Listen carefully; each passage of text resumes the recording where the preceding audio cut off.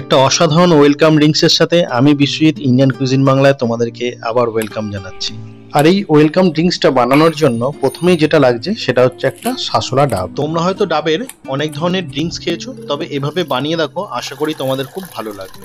এখানে আমি ডাবের জলটাকে কালেক্ট করে নিয়েছি।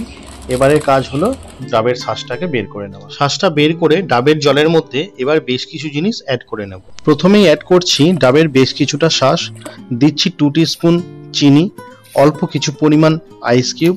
তবে তোমরা যে যেমন ঠান্ডা পছন্দ করো সে মতো আইস কিউবটা অ্যাড করে দিও।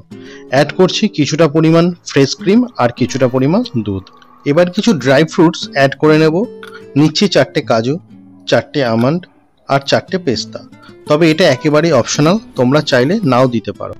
এবারে সমস্ত কিছুকে খুব ভালো মতো ব্লেন্ড করে নিলেই আমার ডাবের শরবত অলমোস্ট রেডি হয়ে যাবে। ডাবের শরবত তো রেডি হয়ে গেছে, এবার একটা পছন্দসই গ্লাসে এটাকে সার্ভ করে নেব। আর তোমাদের যদি এই ভিডিওটা ভালো লাগে তাহলে অবশ্যই একটা লাইক করে দিও।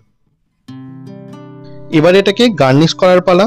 আমি কিছুটা চপ করে রাখা পেস্তা আর রোজ পেটেল দিয়ে গার্নিশ করে নিচ্ছি। তবে তোমরা চাইলে যে কোনো কিছু দিয়েই এটাকে গার্নিশ করে নিতে পারো। সবশেষে অ্যাড করে দিচ্ছি 1 টুকরো ডাবের শাঁস। এবার এটাকে এনজয় করার পালা।